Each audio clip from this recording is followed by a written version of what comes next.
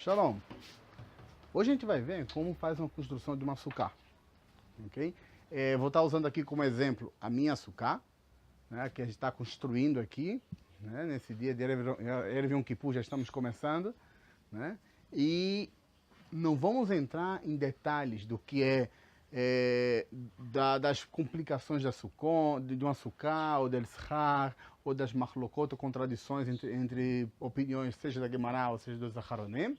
Senão vamos fazer uma coisa mais simples, de forma que cada um possa entender como se constrói uma sucá, de uma forma simples, fácil, que possa usar os materiais de preferência que estão em casa, certo? E de uma forma rápida também. A sucá não precisa tardar mais do que um dia para montá-la, né? Não precisa ser uma obra de engenharia de uma semana, certo? Então, eu já tenho minha sucá aqui, que a gente constrói aqui, já tem alguns materiais. Vamos estar mostrando quais são as medidas mínimas de uma sucá, quais são as medidas máximas de uma sucá e como fazer a montagem, ou seja, como conectar os shar, se o shar precisa estar junto com as paredes ou não, ou de que material deve ser o shar, e de forma que possamos, sim, na próxima semana, já na segunda-feira, começar a sentar na sucá e cumprir a mitzvah como devido, certo? Então, o que a gente vai começar primeiro a tratar? Apontei algumas coisas aqui para que não me esqueça de nenhum detalhe, espero não esquecer. Temos que levar em conta que a sucá tem pelo menos 3 paredes, certo?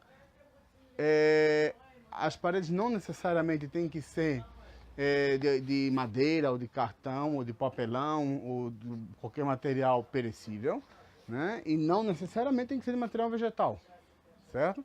As paredes podem ser feitas de qualquer material. A restrição está no shar, que é o teto. O teto da sucá é onde está todas as leis, todas as minúcias das leis da sucá está no shar, porque ele é o principal.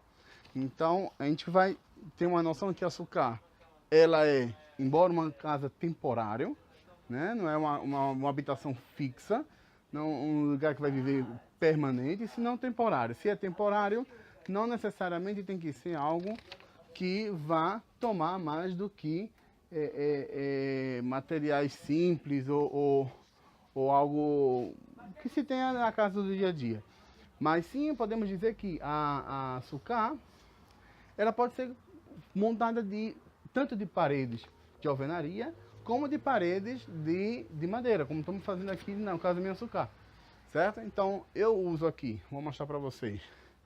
Eu uso aqui, aproveito a parede da entrada da casa, parede de alvenaria. Eu aproveito um muro, certo? Que dá com a casa dos vizinhos.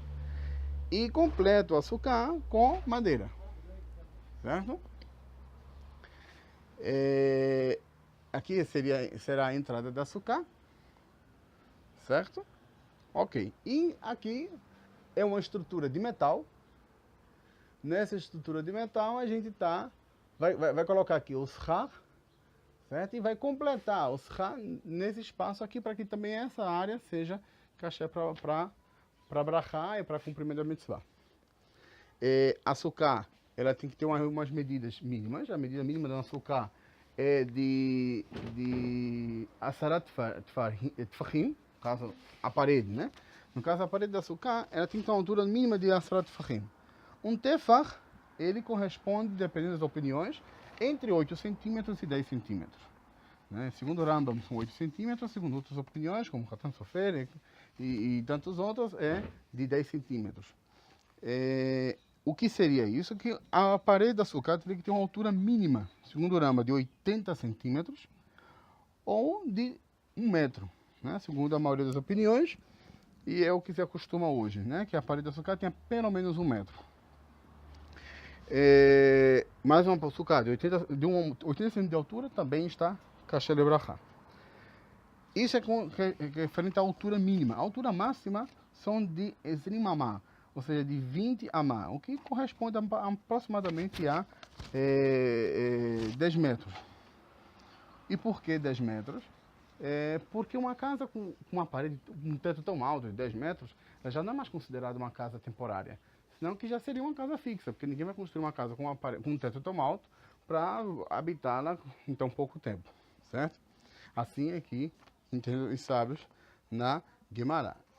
Outra coisa é o quanto a açúcar ela tem que ter de área, né? A área da açúcar ela tem que estar pelo menos de 7 tefachim quadrados, né? O que seria, segundo o Rambam, mais ou menos mais ou menos entre 70 centímetros quadrados, né? A 35 centímetros quadrados, ou seja, algo dentro dessa medida, certo? O que mais podemos dizer das medidas de açúcar? O que é isso? Podemos falar, temos que falar também outra coisa, a altura, né? No que se refere à conexão da parede com o chão. A parede de açúcar, ela não necessariamente tem que estar tocando no chão.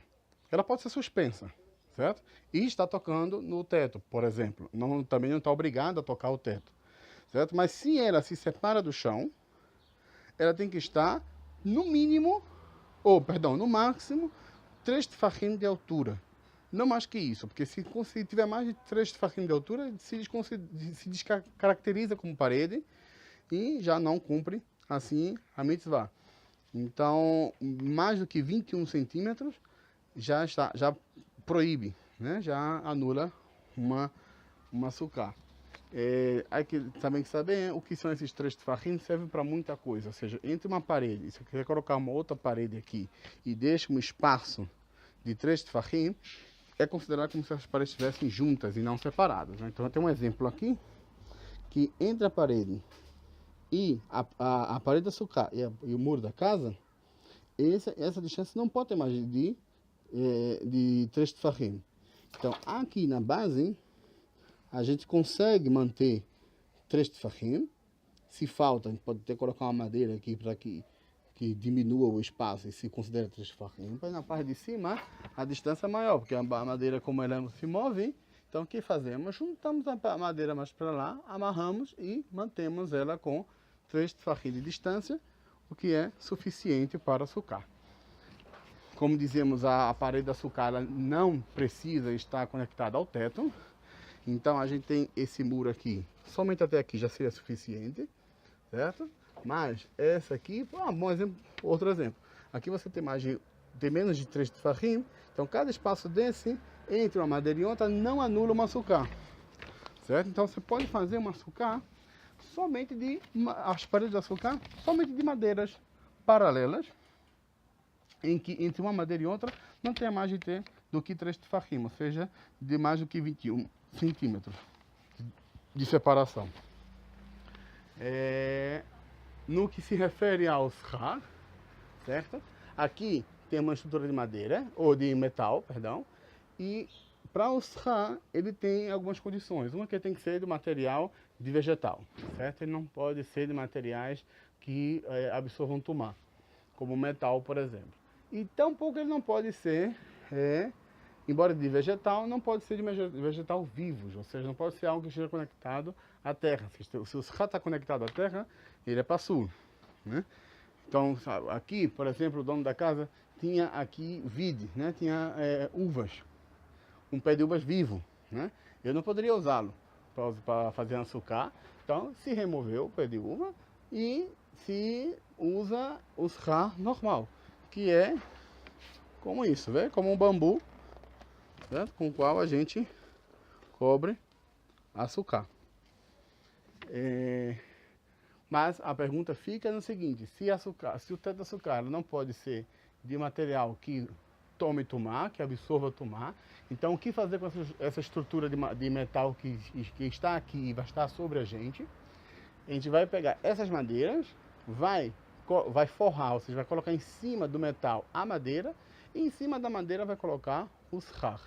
Então assim o shar passa a ser kasher, né? Como dizíamos, também a parede ela não necessariamente tem que tocar até o teto, então a gente pode ter um espaço entre o teto, né, o shar, e a dafnot, ou seja, as paredes de açúcar. Então, como falamos da construção das paredes de açúcar, hoje a gente já tem o teto de açúcar, é shar, né? Shar tem que ser de material vegetal, certo? Pode ser palhas de coqueiro, palhas de palmeira, né? Bambu, de forma que a sucá dentro nem tenha mais sol do que sombra, né? Tem que ter mais sombra do que sol, e que se pelas brechas do sucá se possa ver estrelas, certo? Então aí isso é o que faz um sucá ser kasher, né? Você pode ver que aqui não necessariamente o sucá, as paredes têm que tocar no sucá, certo? Aqui na minha sucara não chegam a tocar o sucá, mas as paredes têm altura mínima suficiente, ou seja, muito mais do que o mínimo, né?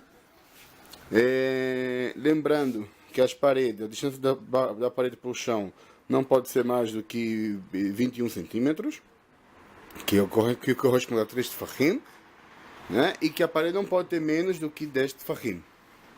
Né? Não é necessário dizer que não precisa ter mais do que esse rimamá, que ninguém vai fazer um açúcar de 10 metros de altura.